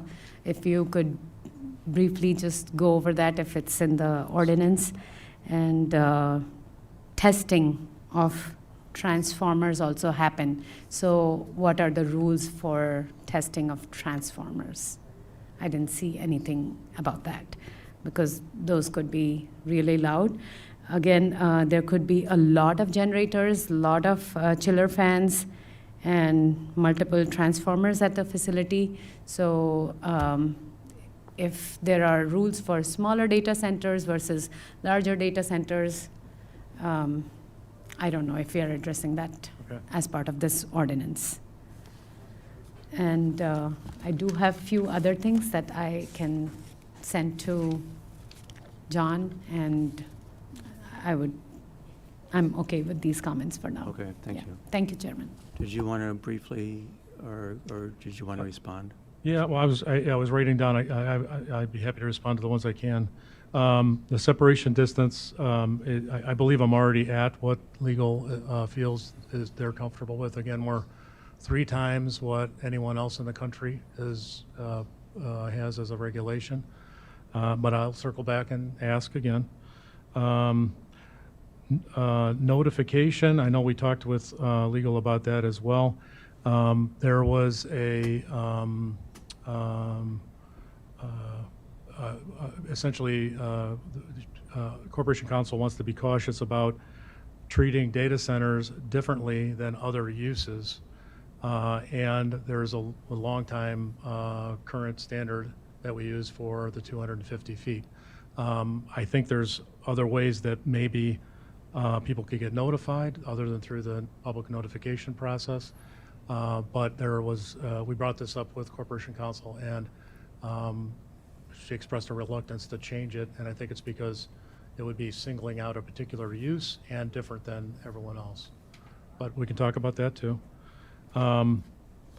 You mentioned decibel levels a half mile away, and you talked about wind. Wind does have a lot to do with, as I've been measuring, an important part of, I realized very quickly that it was important for me to do a little weather station stuff as well to understand where the wind was coming from. It does play a lot into what's happening. I think the challenge with measuring a half mile away is how you isolate the sound that's a half mile away to only be attributed to the actual location. I don't know exactly how to do that. Part of what the initial study is that we're asking for, where the pre-development study says how much sound is on the site now, is that will help us determine what the difference is in what we're experiencing after the development of the center, so that we could make a comparison. I'm unsure how we would isolate a half mile away and only attribute it to that one use. Enclosures, I think you acknowledged, are addressed. All of the, aside from if you're interested in transformers, the chillers and the generators have been addressed with full height enclosures. Annual testing for water usage is addressed. I think you also mentioned discharge there, and that I'm going to have to look into. I will inquire if we have that. I'm not certain we've addressed that, but we can talk about that. Sound testing by a city-hired third-party engineer. I will need to talk to legal counsel about that as well. My expectation would be that it would be reimbursed by the developer, so that it's not being paid for by the taxpayers if we can get there. Stricter fines, we've talked quite a bit about fines and understand there were a lot of comments about that from the initial public open house. And there is, again, our legal department is trying to be cautious on what we can do with the level of fines and how they're addressed and how they're consistent with other types of fines. So we'll ask again, but I believe we're at the limit that our corporation counsel is comfortable with.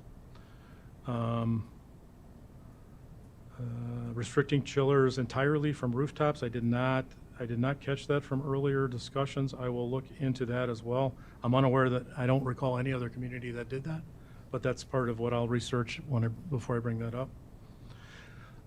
Your landscaping comment actually brings up something that I did not touch on in the presentation. There's if this data center use is ever, and it's in the legislation that we're proposing, but if it ever becomes obsolete, we are requiring that equipment be removed. That's obsolete equipment, and I'm going to touch on that in this next portion.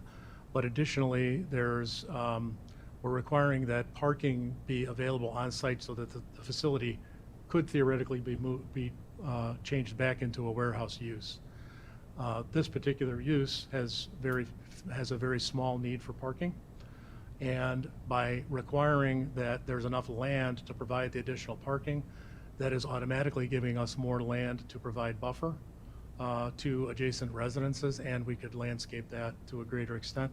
I don't, though, think we have addressed adding additional landscaping that I will look into, but we have, I guess I wanted to touch on, we have more room to accomplish it because of the requirements for ensuring that the parking is there if the use ever reverts. Chairman, Um, regarding the aesthetics of the building, or would there be a way, like you're saying, if it becomes obsolete and it has to be reverted to something else, could windows be added to make the aesthetics of the building look nicer? Yeah, I'm sure that would be kind of a case-by-case discussion when another user came forward, but that is definitely part of what we would be talking about.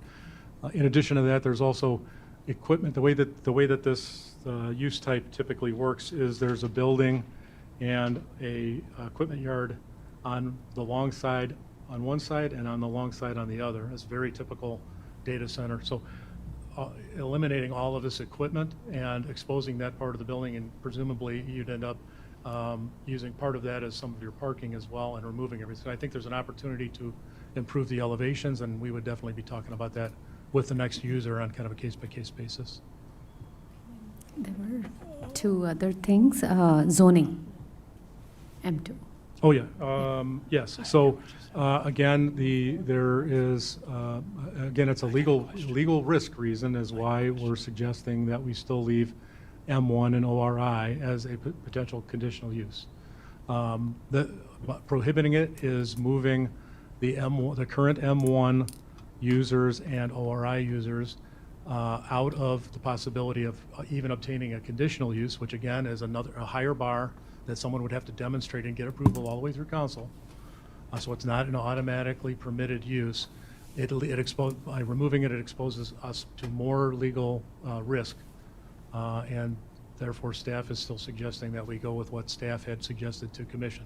But as you mentioned, commission after listening to the public, commission recommended to only allow it as a conditional use in M2. Okay, and the last one was transformer testing. That one I'm going to have to look into. I understand where your comment's coming from. I will look into it. I think the transformers are generally running, and what we experienced in last spring was a transformer that was starting to overheat in some way because they were doing testing on their equipment, and they realized there was a problem with the equipment itself. And before it, if you let it go and overheat, it'll burn up essentially.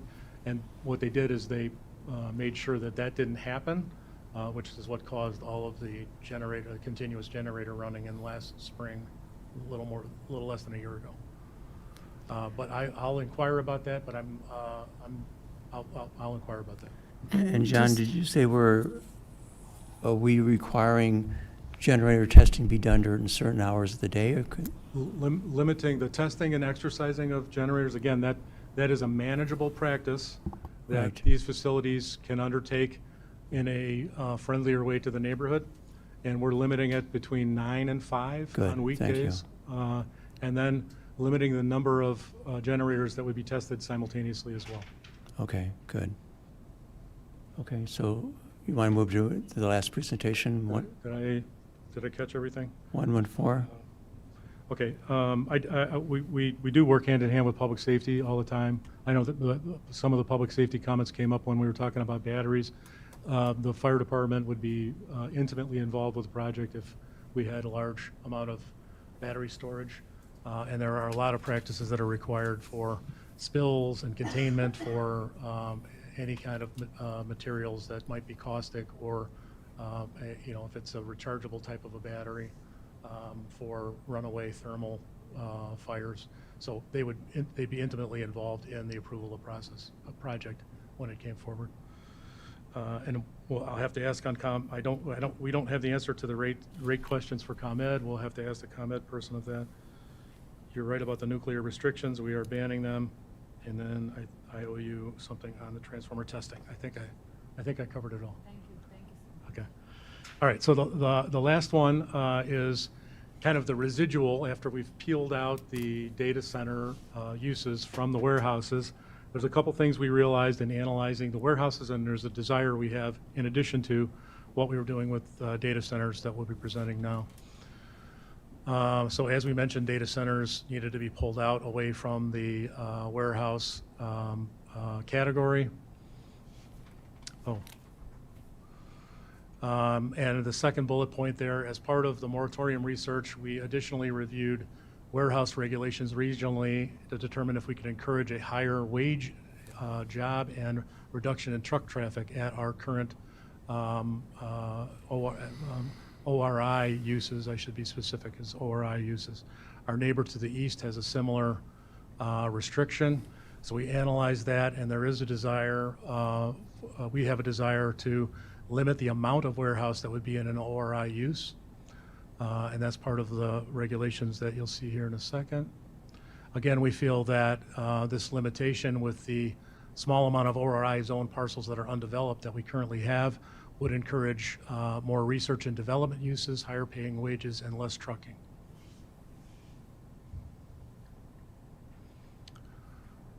So the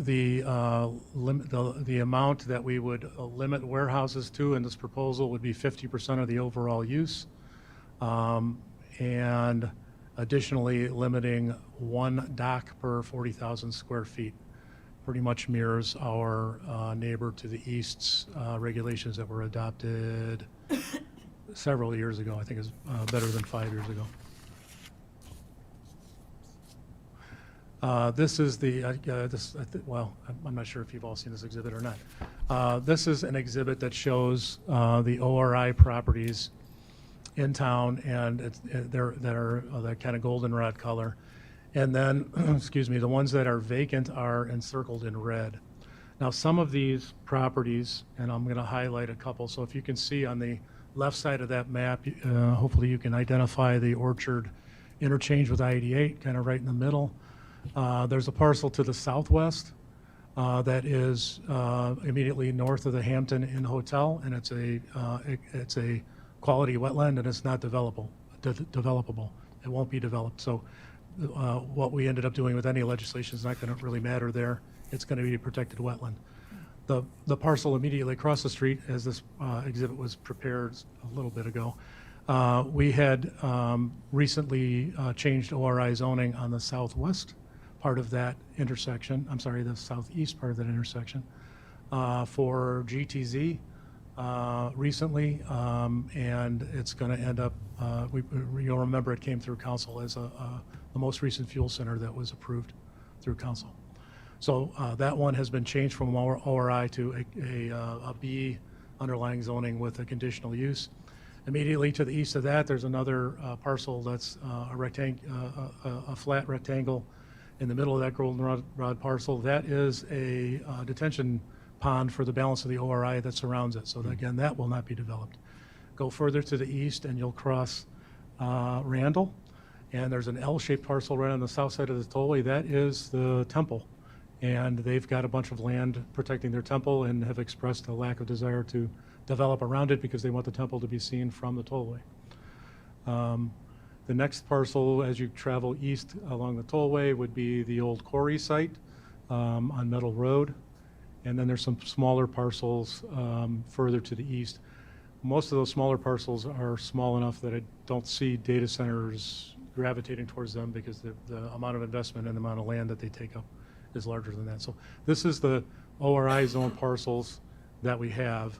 And with the balance of the ones that are left, again, we want to encourage the legislation in this portion of the proposal is to encourage them to be more of a development and research type of a use with less manufacturing space. But I wanted to highlight kind of how many ORI parcels we have left. They're pretty sparse at this point. I think I touched on that already. Sorry, I jump ahead a little bit at times. All right, so I touched on the top two portions there. The bottom two items are vibration concerns. So when we started looking at vibration for the data centers, we realized that we had two different standards between the M parcels and the ORI parcels. So we want to clean up the two different standards that we have, come up with one standard, and then we even reduced the amount of vibration that could come off of any site on any M1, M2, or ORI zoned parcels. And we picked the most restrictive that we found in the region to match those standards. And I think I have a slide that. So the formula, the little table that you have there, the more important one I think that we'll deal with more frequently is in residential districts on the bottom. That is a factor that is a fixed factor that we're adopting as a table in the ordinance that is how you arrive at how much displacement in hundreds of thousandths of an inch can happen at their property line. And like I said, it's the most restrictive standard we found in the region is what we're proposing. And this would then coalesce the different ORI and M1, M2 standards that we currently have, which again, we realized we needed to fix. And again, back to this kind of overview slide on what legislation is attempting to address the different concerns that we've heard. And I think that's pretty much, yeah, that was, oops, Okay. I'm sorry. That was a lot. Yeah. Any questions to John on 114? No? Alderman Smith? This is a lot of information, but it was great information, so thank you guys for taking the time to put this together and share it with us for information only. Yep. This was wonderful. Yes, Thank you. it's very helpful. Yeah. Very helpful. You're welcome, thank you. Yeah. Nothing? Okay, anything more you'd like to add, John? No, I think I've lost my voice at this point. You did good. Nothing else? And Allison too, so we appreciate you Thank guys. you, yeah. Motion to adjourn? Okay, motion been made by Alderwoman Smith to adjourn, second by Alderwoman Garza. All in favor, say aye. Aye. Aye opposed, motion carried. We are adjourned at 6:01 PM. Wow. Thank you, one and all.